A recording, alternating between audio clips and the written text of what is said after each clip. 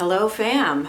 Today is a video that I need to just like dive in and get right to because there's a lot to cover. I decided to combine my review of the February Beauty Heroes box featuring Fitglow right here with the Elective Makeup Box, which is also featuring Fitglow and is launching on February 7th, which I hope is the day that you'll be seeing this. In the past, when Beauty Heroes has timed a monthly box close to a subscription box, when I've tried to do 2 videos, I have done it, but it's very stressful and difficult. So I'm going to make them 1 video and just try and keep it around 20 or 25 minutes. Fitglow is a brand new discovery for me. I've been curious about them, particularly after in the new year when I had done a query on an Instagram giveaway for products people were interested in having me review in 2018. Fitglow was way at the top of the list. Everybody is curious about them, which I find sort of interesting, I guess, because it's a brand that's been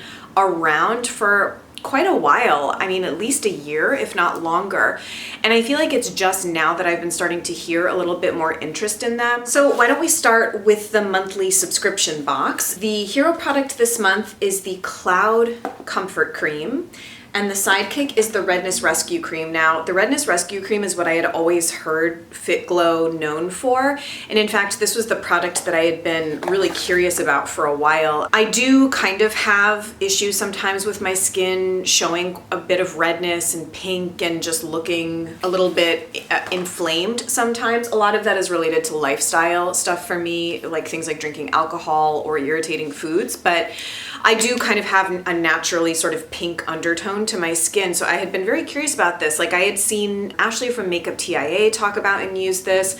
My friend Andy, Techno Cupcake, has talked about Fitglow for a while. The Cloud Comfort Cream is 50 mils for $84 and the Redness Rescue Cream is 30 mils for $69. So the value of the products is great this month. It's over $150 value in the box. When I did my post on Instagram about these, right away, a bunch of people that had been taking a little Beauty Heroes break was like, and I'm resubscribing. Just a little bit of background on Fitglow. They are a Canadian company, which I think is great. I love our friendly neighbor to the north. In fact, I went through a very long, protracted period of time where I was intent on finding a Canadian man to marry so that I could go like live and work there.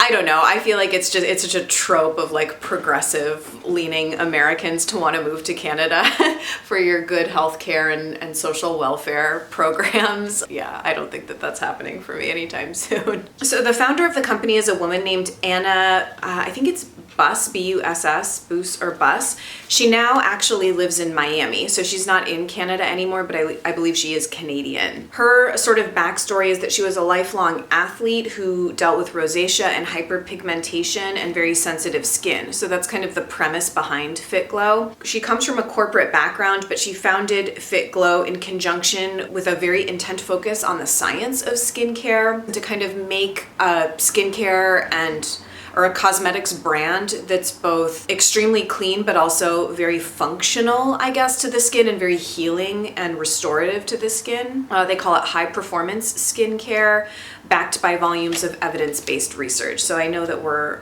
kind of all about that.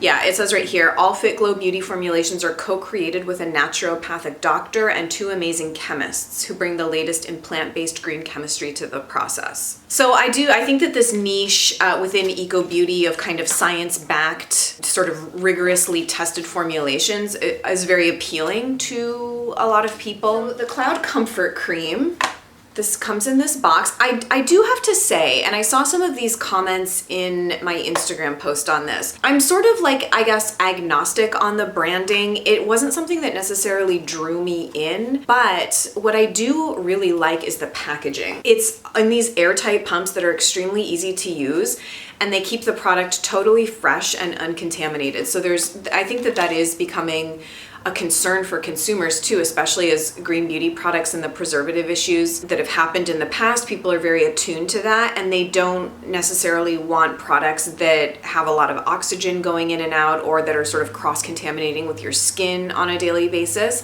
So I think the packaging is actually fantastic. It's super easy to use and also just is going to keep the product good for longer. And you'll see it as well in the foundation, which I'm going to talk about as well, even though it's not part of the makeup box. So the Cloud Comfort Cream is described as an all-season, all-weather product. It's formulated with essential fatty acids and plant-based oils in liposome form, which mimic the composition and function of our skin. So it's supposed to supply hydration, nutrients, and sort of provide an anti-inflammatory support. Kind of the highlighted ingredient in this is the cloudberry seed oil. And the first time I used it, it triggered all of those scent memories for me of what you guys probably know is a very favorite product of mine, the Red Flower Arctic Berry Cloud Milk Cream. This is like my third or fourth jar of this. Unfortunately, I think it's like very back ordered for Red Flower right now, but this is like a total holy grail body care product for me. I've loved it for years. This was actually one of Beauty Heroes' first hero products when they used to be Spa Heroes in 2014, I think. So this has been a favorite product of Jeannie's for a very long time. So it's the same ingredient, the cloudberry seed oil, and you can pick up in the scent right away. A comment that I just saw come through on my post is someone said that she was actually a little suspect of this product because it smelled closer to a conventional beauty product because of the scent. And I guess I can kind of see that. To me, it still smells quite like natural. I absolutely love the scent. And to be honest, everyone that I've recommended this product to has completely fallen in love with it. To me, it reminds me of like a baby smell. It's just really like gentle, not really fruity. It's like impossible to explain, but I love it. And very different from like all of the sort of herbal scents that I feel like we're used to with natural products. So the cloudberry is a sweet fruit with thick skin, which thrives in Arctic regions, and apparently it's loaded with phytosterols, carotenoids, and I've never heard of this before, ellagic acid. Those ingredients are supposed to function as the anti-inflammatory component. The product also has arnica and gotu kola, which is supposed to help calm inflammation and irritation, and chia extract provides additional environmental sort of defense and support. The first ingredient is aloe juice, which I love. The second ingredient is that cloudberry seed oil, meadow foam seed oil. It does have some shea butter in it. Chia, hyaluronic. It's meant to be worn as the final layer in your skincare regime, over serum and before makeup, or you can apply it directly to clean, dry skin. And if you wanted to use it in conjunction with the Redness Rescue Cream, you would use this first and this on top. So in terms of the Redness Rescue Cream, so there's a proprietary C3 plant blend in here of comfrey, calendula, and chamomile. So if you know your ingredients, or, you know, even just have a sort of a superficial understanding of a sort of ingredients and herbal medicine and things like that, those are all very calming ingredients. It's also blended with Wakame seaweed bioferment extract, and if I'm not mistaken, it was also a key component in the Maya Chia Eye Achiever from last month. They also use that Wakame brown algae, which is the same ingredient, or that there's a similar seaweed ingredient that La Mer has sort of based their skincare around.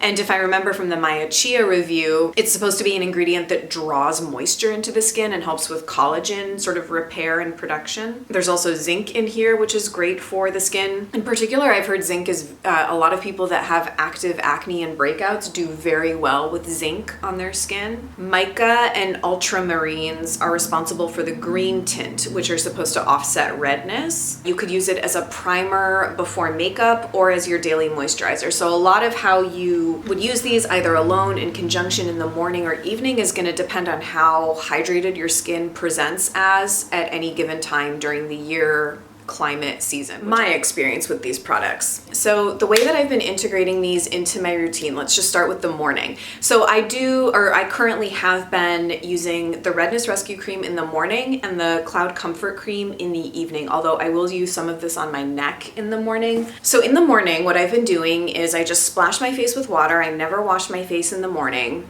I do an eye serum. And then what I had been doing before I got this was I would do a few drops of Provise because I like to have a hyaluronic product.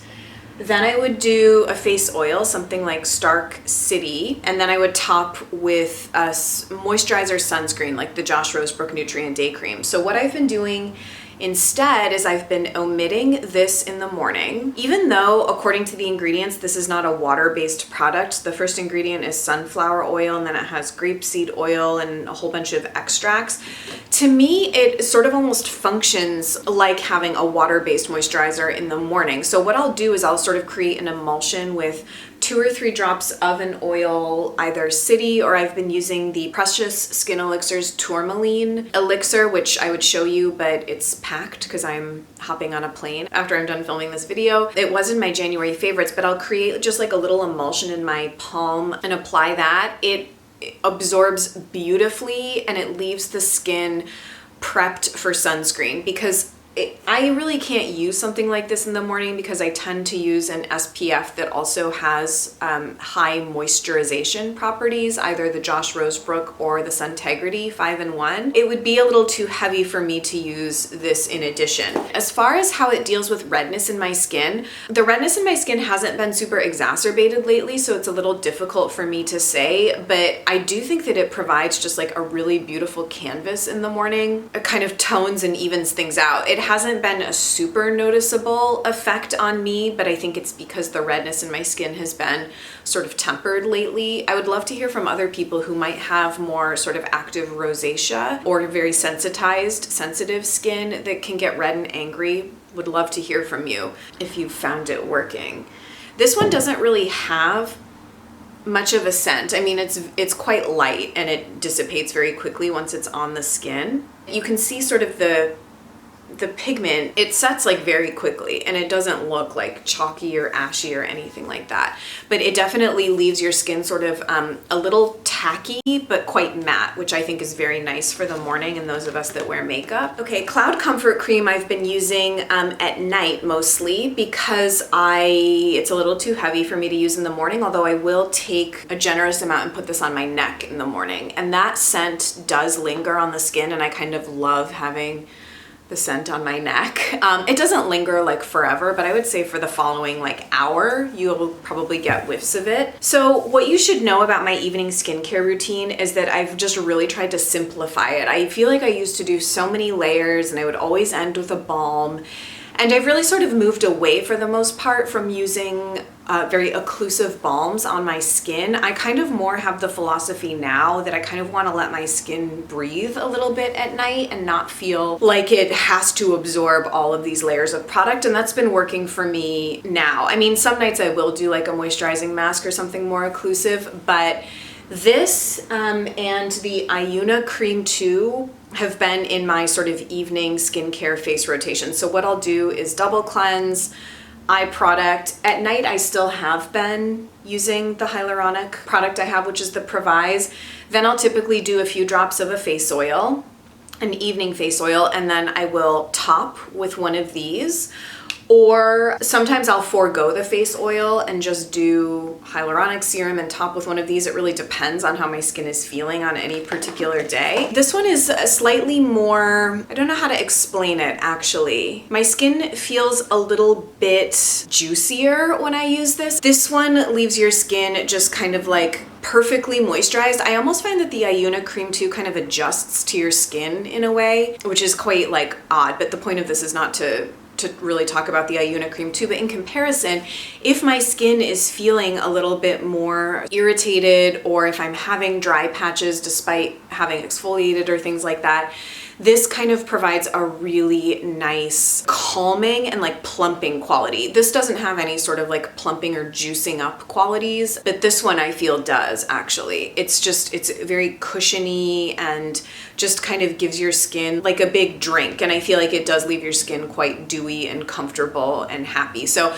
I would say it provides actually a little bit more hydration than the IUNA Cream 2, but the IUNA Cream 2 is more, like adjusted to your own skin when you use it regularly. Does that make sense? So I really like both of them and having both of them around, and I just kind of have been interchanging them at night. I mean, the possibilities are like really kind of endless. I think that's the nice thing about Fitglow is you can mix them, you can layer them, you can use them singularly, you can use them as the only product product on your skin, or you can use them layered with other products. They're very versatile, and all they're gonna do is kind of support and help your skin come into balance, feel calmed and soothed. So that's kind of all I can think of about these. I'm very, very happy with them and would love to hear your thoughts if you're using them as well. Now, why don't we talk about the Elective Makeup Box, which has kind of blown me out of the water. I really wish I had tried their lip products in particular sooner. So the reason also that this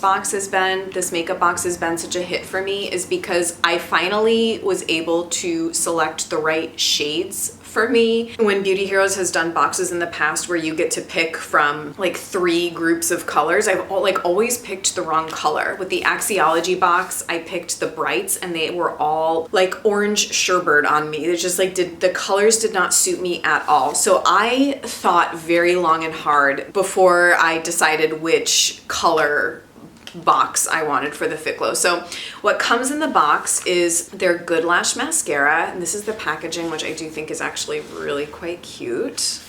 You get to pick a color combo of their lip color serum, which actually isn't in here, it should be in here.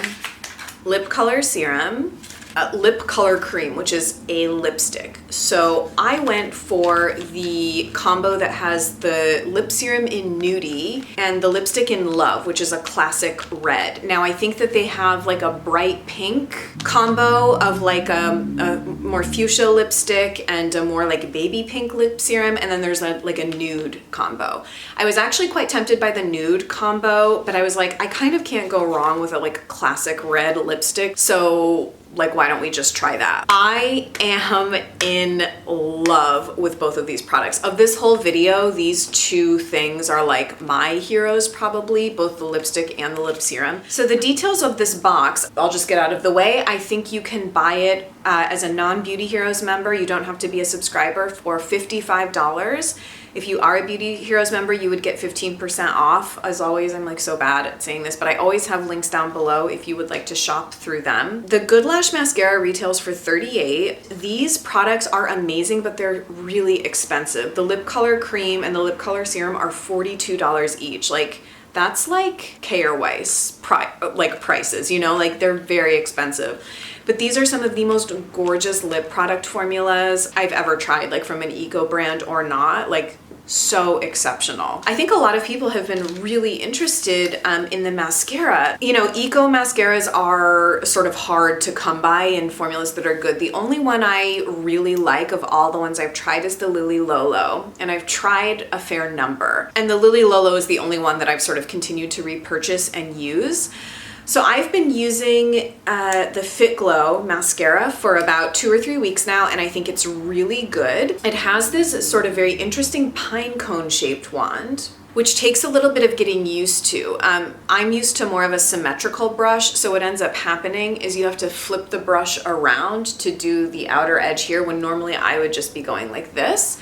So it's a little bit of a learning curve. At the time that I'm filming this, I actually have another one of these on the way to me from Beauty Heroes, because I think I may have gotten a particularly dry tube of this, and I'm just gonna have to kind of keep you updated. I guess like they do have a small issue with a very small percentage of the mascara tubes that they fill being a little bit dry because they're not sealed and air can get into them. So if you happen to get one and you feel that it's drier than it should be, definitely contact Beauty Heroes. I just noticed from the first get-go that I was having a little bit of a hard time getting product to deposit on the lashes, and I've seen it demoed by other people and it doesn't seem to be an issue. So I may have gotten a particularly dry one. That said, because of the ingredients in here, it doesn't have any of the chemicals and alcohol that can dry and break the lashes in other mascara formulas, but what it sort of affects the wetness of the formula, I guess. What I noticed is that it's actually more volumizing than lengthening, which is quite rare for an eco mascara. I feel like more eco formulations tend to be like quite defining, and they can be lengthening, but they kind of suck at giving volume. I think because of both the brush but also the composition of like waxes and ingredients is really quite good at plumping up the lashes. I think it's absolutely worth trying, and I would put this in the category for me with Lily Lolo of Eco Mascaras that I would continue to use. Like, I need to have my moment of gushing. I just am literally so obsessed with both of these. I've been like searching for excuses to wear red lipstick, and this has been a fixture in my makeup bag. I've been taking it with me everywhere for the last 3 weeks. I am wearing it today with just a little bit of lip liner and this. It's just so good. It's so good, and I'm so happy with the colors. I was actually wearing this in my January favorites. So if you would like to see this on me and on a full face of makeup, you can go check out that video. So the packaging is interesting in this. The lip color, what do they call it? Lip color cream. It's basically a lipstick. You depress the top down and the lipstick is right there. Such a beautiful color. It is a beautiful red. In fact, it actually reminds me sort of closely to the Mahalo Red My Lips tint, which I just decluttered in a recent video. The first couple times I wore this, I was like astounded at primarily the condition of my lips after wearing it. I think that's why I'm so impressed with them, is that both of these are literally like healing, reparative lip products in addition to just being like gorgeous makeup. The experience of using them is absolutely beautiful, and the functionality and performance is also great. It's not matte, but it's not a cream. I'm trying to think of a formula that I could liken it to. I can't really think of anything off the top of my head, but it's just a gorgeous formula. The only weird issue I had, and I don't typically have this issue with lip products, I found that it wore off. Like, I had a hard time getting it to adhere to like the kind of inner corners of my mouth. So like, this is like so awkward, but like that part of your lips. For some reason, it was wearing off there kind of unevenly. It did require probably 2 or 3 touch-ups in the course of a workday and after eating meals, but I found that it, you know, really wore nicely. What it did to my lips after, I've never experienced from a bold lipstick. Like, this is sort of a clean and more emollient version of MAC Ruby Woo. Like, no contest compared to how my lips look after I take off Ruby Woo compared to how my lips look after I took this off. My lips were in better condition than when I put it on. Now, I am not a lip gloss person, but this is just such an amazing product. I absolutely adore it. It does have like a sort of a slight smell, a slight scent, but yeah, it doesn't bother me at all, and you can't really smell it on the lips. It just kind of gives like the most perfect, plump, hydrated, comfortable finish to the lips. I find that there's like so much pigment in this. I kind of want like the whole range. I'm sort of obsessed with these. And then also in the lipstick, they do some beautiful nudes. I really want Buck and Pure. Those are on my wish list. And then there's like sort of a more bright pink one of these that I want as well. I'm like addicted to these, and it's not a great addiction to have because they're $42 a piece, but you can get them in the Beauty Heroes store for 15% off if you end up liking the formula. I am obsessed. I have not liked lip products this much in a really long time. So, okay, I think I've sufficiently gushed. Okay, now I also want to quickly tell you about the foundations. This really should have probably been 2 videos. I actually might do an entire separate like sole video on the, what's this called? Vita Active Foundation. I had expressed desire to Jeannie about wanting to try this. I actually wanted her advice on color matching. I was gonna buy it myself, and then she offered to send me a couple of shades to try and review for you guys, which was just so kind of her. I'm so glad that she did, because a bunch of you I know are interested in this. So I think I might do a separate demo video and show you. I actually am wearing it today, obviously with other makeup, but this was my sort of foundation base today. Jeannie sent me the shades 1.5 and 3. I've been using 1.5. I think 3 would be more of like a summer or spray tan shade for me, which I'm actually considering getting because I have a couple trips to Florida coming up. So I'm thinking I might get like a spray tan. I've never gotten one. So let me show you what 1.5 looks like. This comes in the same airtight packaging that the creams do, which I think is just great. So I would say it's a pretty good match for me. I think they have like 6 or 7 shades in their range, which I'm actually very attuned to this issue now. I don't know if any of you watched Stephanie Nicole's most recent video where she talked about the issue with Tarte, and I guess in the conventional beauty world, foundation shade ranges have become like a real point of contention for sort of activists, beauty activists and consumers. After Fenty Beauty, I feel like the conversation has really ramped up, you know, how difficult it is for people of color to find good foundation shades to match them.